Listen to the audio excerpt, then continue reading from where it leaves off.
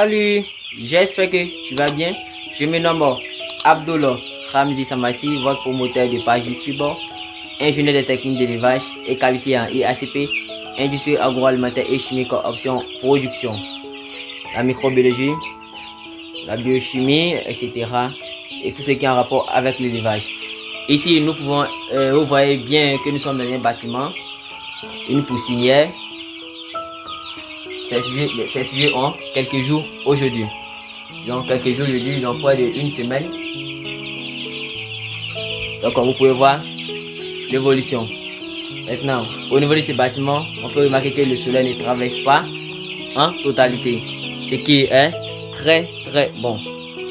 Donc, si je tiens à faire cette vidéo, c'est pour vous montrer un peu le chauffage. Excusez, j'ai vu un peu cette côte, il faut que j'enlève. Si vous voyez ça dans votre bâtiment enlevé, car les poulets peuvent avaler, ce qui peut causer leur mort s'il n'y a personne pour enlever dans leur bec. Ok, donc ici vous pouvez voir cette poussinière. Comme je le disais, ces sujets ont que quelques jours.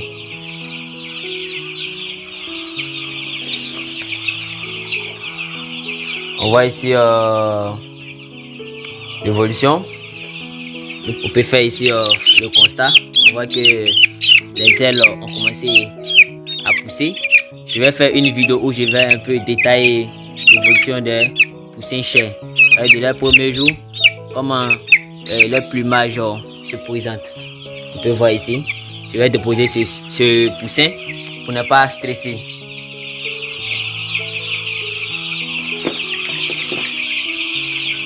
Donc, comme je le disais, lorsque on fait un bâtiment, on tient compte du lever du soleil et du coucher du soleil pour éviter que la lumière ne traverse en totalité.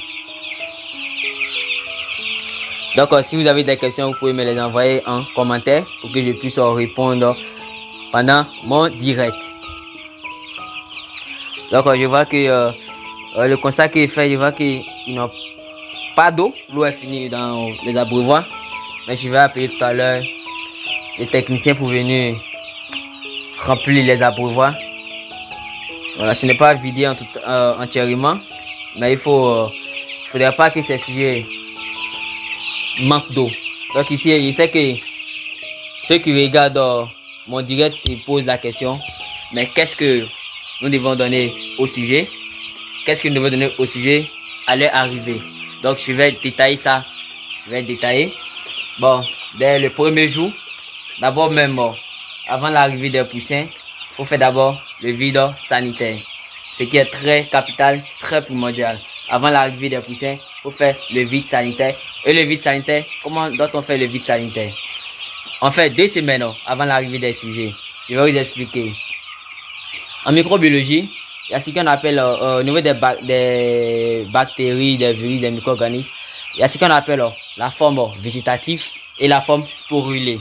Une bactérie qui est sous sa forme végétative se multiplie. Et une bactérie qui est sous sa forme sporulée, sa croissance est inhibée. Une bactérie se met sous cette forme ou un micro-organisme se met sous cette forme pour pouvoir résister aux conditions climatiques qu'elle est. Mais c'est pour un certain temps. Donc, tout ça, j'explique ça, c'est pour pouvoir expliquer le vide sanitaire. Donc, lorsque vous allez faire le vide sanitaire, c'est pour pouvoir tuer toutes les bactéries qui sont sous la forme végétative, mais la forme sporulée sera là. Donc voilà pourquoi on fait 2 semaines avant. Donc pour faire ça, tu dois balayer d'abord le bâtiment, utiliser des détergents, et des désinfectants. Un détergent, ça peut être Omo, n'importe quelle sorte d'Omo. Ça peut être du savon, etc. Maintenant, un désinfectant, ça peut être du Javel. Voilà, du Javel. Ce qui est préférable, c'est du Javel 12 degrés.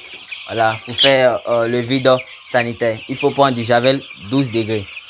Lorsque vous allez prendre du Javel 12 degrés pour faire le vide sanitaire avec le détergent, vous faites ça 2 semaines avant l'arrivée des poussins. Après ça, il y a l'étape de désinfection. Vous allez désinfecter le bâtiment à l'aide de désinfectants. Il y a plusieurs désinfectants. Là, il faut se rendre dans une pharmacie vétérinaire. Maintenant, vous avez fini de faire votre vide sanitaire 2 semaines avant. Vous construisez la poussinière tout en respectant les dimensions. Voilà, tout en respectant les dimensions. Lorsqu'on respecte les dimensions faites, vous pouvez voir ici qu'on a utilisé des bâches bleues. Des bâches bleues comme des bâches noires, ce sont des caoutchoucs qui produisent de la chaleur, qui maintiennent la chaleur. Maintenant, comme je n'ai pas fait de direct au début, à devant là, on met qu'on appelle une bâche blanche de telle sorte que lorsque tu restes à l'extérieur, tu puisses voir à l'intérieur. C'était pour entrer dans les carnivals de notre sujet. Maintenant, je vais vous expliquer maintenant comment accueillir les poussins. Comment accueillir les poussins, c'est très simple. D'abord, tu dois d'abord préalablement laver le matériel avant l'arrivée des poussins. Et le jour de leur arrivée, tu désinfectes le bâtiment. Et tu désinfectes le matériel, les mangeoires, les abreuvoirs, tu les désinfectes avec de l'eau de javel, 12 degrés que tu vas mettre pour pouvoir juste désinfecter le matériel, car c'est très important. Maintenant, il ne faut pas que les poussins qui sont arrivés, vous n'avez pas fait attendre ces poussins. Voilà. Parce qu'ils ont fait un long trajet. Ces poussins sont stressés, ils sont déshydratés. Donc, il ne faut pas les faire attendre. Qu'est-ce qu'il faut faire? À l'arrivée des poussins, d'abord, même avant d'aller prendre les poussins, tu as vérifié s'il n'y a pas de mortalité chez ton livreur. Et il a préalablement changé, enlevé ceux qui sont morts. Donc, tu prends tes poussins. Vous voyez ici, l'héritage, je fais, mais c'est pour que vous compreniez. Sinon, je peux dire les thèmes techniques, mais vous n'allez pas comprendre. J'essaie de me forcer pour que mes abonnés puissent comprendre. Je n'ai pas dit les gros mots, car tout le monde n'a pas eu la chance d'aller à l'école. Donc, quelle est la première étape qu'on doit faire? Vous allez donner un remontant. Voilà, un remontant. Ce remontant peut être de la vigosine. De la vigosine, ceux qui ne savent pas comment on écrit la vigosine, vigosine c'est V-I-G-O-S-I-N-E, de la vigosine. La vigosine, c'est un remontant, c'est un médicament qui est à base de plantes. Ça va aider à laver le foie, à laver tout ce qui est tout ce qui n'est pas bon dans l'organisme du sujet, le foie, le rein, etc. La vigosine a un principe actif qui est le sorbitol. Le sorbitol, ceux qui ne savent pas, c'est S-O-R-T-O-L-E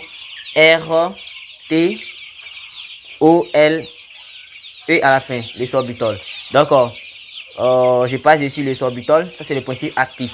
Ou tout simplement, vous allez donner de l'eau sucrée. Voilà, vous allez donner de l'eau sucrée. Généralement, si vous avez 500 sujets, voilà, 20 litres d'eau, c'est bon. 500 sujets, 20 litres d'eau, c'est bon. Mais pour 1000, vous pouvez... Ils vont finir. Mais, comment ça se passe? Lorsque les sujets vont arriver, on ne met pas l'aliment d'abord. Si tu mets l'aliment, tu vas tuer tes poulets. Ils sont déshydratés, etc. Tu mets l'aliment, on ne fait pas ça. On met d'abord l'eau en bas des ou 3 heures du temps après, vous mettez l'aliment. D'abord, vous mettez l'eau d'abord pour qu'il puisse s'abreuver. L'eau, au préalablement, vous avez mis du sucre à l'intérieur. Cette solution sucrant, du sucre ou de la vigosine. On fait un choix. Soit vous choisissez du sucre, soit vous choisissez de la vigosine. Donc maintenant, vous prenez votre eau qui contient soit du sucre, soit de la vigosine. Vous mettez en bas de vos sujets. Cette journée-là, vous leur donnez cette solution. Et 2 heures à 3 heures après, vous mettez l'aliment. C'est ce qu'on fait normalement. Le lendemain, qu'est-ce que vous allez faire le lendemain? Vous allez donner un anti-stress. Un anti-stress, il y en a plusieurs. Bon, comme anti-stress, vous pouvez donner Vigal 2X. Vigal 2X, ceux qui ne savent pas comment on écrit Vigal 2X, c'est V-I-G-A-L-O. Voilà, 2X sur 2 et puis X. Vigal 2X. Vous allez donner un anti-stress sur Vigal 2X. Il y a plusieurs anti-stress. Ça dépend de vous. Ça, c'est le lendemain. Le lendemain de l'arrivée de vos sujets, vous allez donner Vigal 2X sur 5 jours. 5 jours. Maintenant, il arrive que pendant le voyage, vos sujets sont stressés. Je vois un message sorti quoi. Salut Sambassi, est-ce que l'on peut investir dans l'agriculture de poulet de chair à partir d'une somme de 1500 euros? Et ensuite, quelle est la rentabilité entre poulet de chair et poule pondeuse, si je ne me trompe pas? Maintenant, monsieur Ragan Coco, comment tu fais tes aliments, avec quoi? Donc ça, on va parler de ça en privé. Je vais continuer, je ne vais pas interrompre mon direct. Mais, monsieur Ragan, bonsoir à vous. Merci à tous ceux qui soutiennent notre page, à la communauté, ceux qui suivent le direct actuellement. Ragan Coco, et si je ne me trompe pas, sorti ou quoi, je vais vous répondre après en privé. Maintenant, le lendemain, vous donnez un anti-stress, la vigosine. Maintenant, comme je disais, il arrive que vos sujets peuvent être fatigués. Donc, vous allez combiner de la vigosine plus une vitamine. Voilà, une vitamine, nous avons amine totale. Il y a plusieurs vitamines. Donc, vous allez combiner sur les 5 jours, vigosine et amine totale. Donc, pour ceux qui désirent s'investir dans ce domaine, nous faisons des formations en ligne comme des formations pratiques. Vous pouvez nous contacter, notre page Facebook, etc. Donc, vous donnez de la vigosine plus de la vitamine sur les 5 jours. Maintenant, au 5e jour, qu'est-ce qu'on va faire? C'est simple. Nous allons faire le vaccin le vaccin de H120 plus HB1 combiné. Mais H120 plus HB1 combiné. Mais il arrive que les deux ne soient pas combinés, les deux soient partagés. Ça peut H120 peut être à part, comme HB1 peut être à part. Mais aussi ça peut être combiné. Donc au niveau du vaccin, nous avons deux modèles de vaccins. Nous avons la méthode oculo-nasale par les narines. Nasale qui on retient que c'est l'œil. Donc nous avons le vaccin oculo-nasale où nous avons également par trempage de bec ou par eau de boisson. Mais moi je vais vous expliquer deux techniques. Voilà, ce que j'utilise assez. C'est la méthode oculo-nasale. Ça c'est très fatigant, mais c'est sûr que tu as vacciné tes sujets. Tous tes sujets vont obtenir le vaccin. Mais il y a également la voie par boisson. Donc comment ça se passe? Donc généralement les vaccins, lorsque ça vient, c'est 1000 doses. Donc si vous prenez 500 chairs, que vous prenez 1000 chairs, c'est la même quantité de vaccins que vous allez prendre, 1000 doses. Donc pour faire les vaccins, vous avez l'habitude de donner de l'eau à vos sujets. Donc vous connaissez la quantité que vos sujets peuvent finir. Si vos sujets, depuis que vous les avez pris, s'ils finissent 20 litres d'eau par jour, donc c'est avec 20 litres que vous allez faire votre vaccin.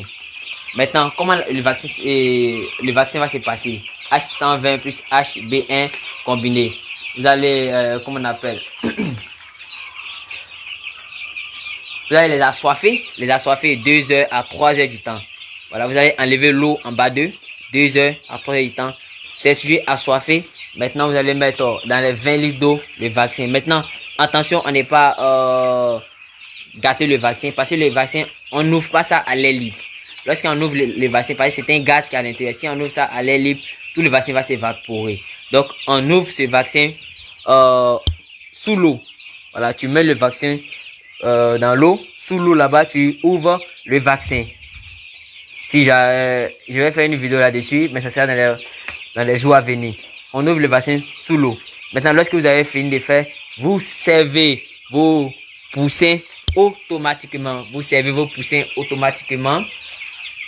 Et 2 heures après, 2 heures de temps après, lorsqu'on ouvre, on met le vaccin dans l'eau, 2 heures de temps après, le vaccin est gâté. Donc, on ne peut plus l'utiliser. 2 heures de temps après, vous enlevez le reste de l'eau qui reste en bas des sujets, vous enlevez pour qu'on appelle pour verser. Mais vous ne versez pas ça à l'intérieur de la ferme, vous versez ça à l'extérieur. Donc, vous avez fait, ça c'est le vaccin par eau de boisson. Donc, comment ça va que votre vaccin a réussi? Vous allez voir que au niveau d'ici, des sujets, au niveau d'ici, vous allez voir que c'est mouillé.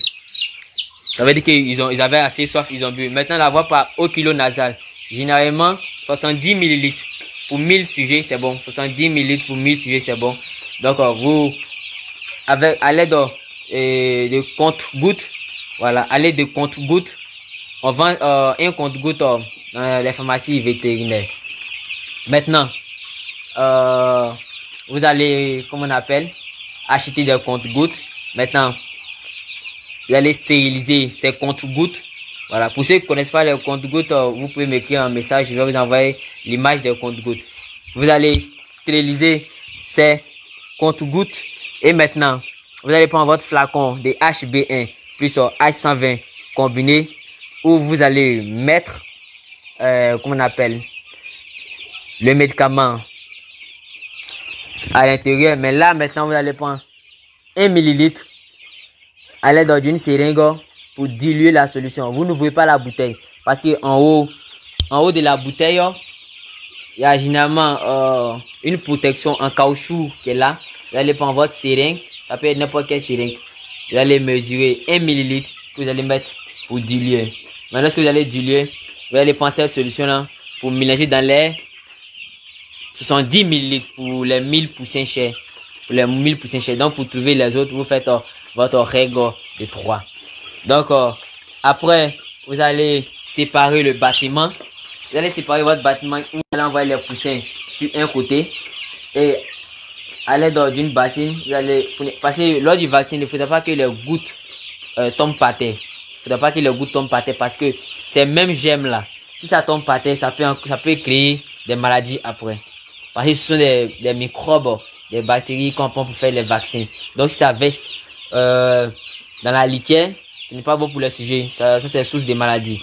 Donc, vous allez séparer le bâtiment en deux. Donc, avec l'aide de quelques personnes aussi, vous allez prendre des bassines. Parce que lors du vaccin, vous mettez les poussins en haut. Et maintenant, vous mettez une goutte dans l'œil ou vous mettez une goutte par voie nasale dans le nez. Une goutte. Donc, lorsque vous mettez, vous attendez un peu 2 à 3 secondes que ça rentre. Lorsque ça rentre, vous allez savoir. Donc, lorsque vous faites ça, vous allez vacciner vos sujets. Après ça, les vaccins s'en suivent. Nous avons le vaccin du Gumboro, vaccin et rappel le vaccin de Gumboro. Nous avons également le vaccin de la Sota. Et c'est fini.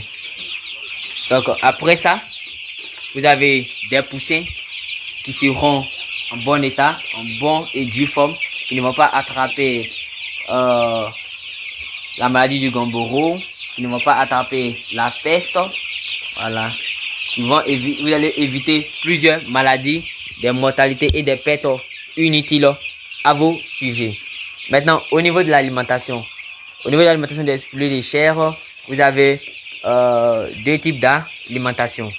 Excusez, on a 3 types d'alimentation. Non, l'aliment démarrage, l'aliment et l'aliment de finition.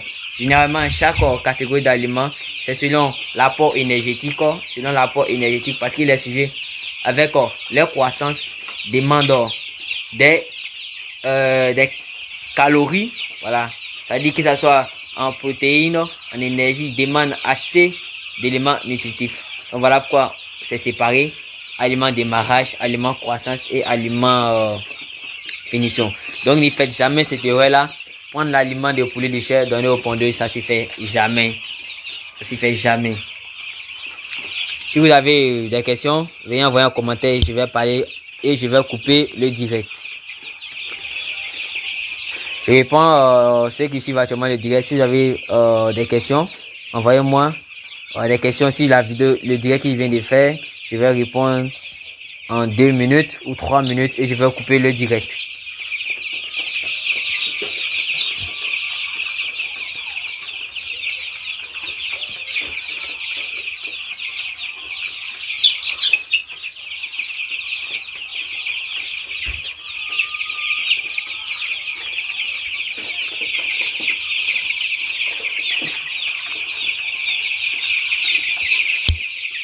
Ok, donc je vois qu'il n'y a pas de réponses, il n'y a pas de questions. Donc, merci à vous les abonnés qui suivent ce direct. Et vous allez avoir des directs qui sont vraiment... qui sont vraiment des directs qui sont vraiment riches en connaissances. Vous allez avoir ça. Donc, abonnez-vous. Si vous avez aimé ce direct, partagez-la pour que vos amis, ceux qui veulent s'engager dans le domaine avicole, mais qui n'ont aucune idée, mais qui ne savent pas par quelle voie commencer, c'est l'occasion rêvée. À SMVO TV, nous formons des agronomes de demain, des agriculteurs de demain, c'est-à-dire tout ce qui est en rapport avec l'élevage. Merci, c'était votre promoteur de page YouTube, Abdul Ramzi Samassi. Je vous aime, chers abonnés.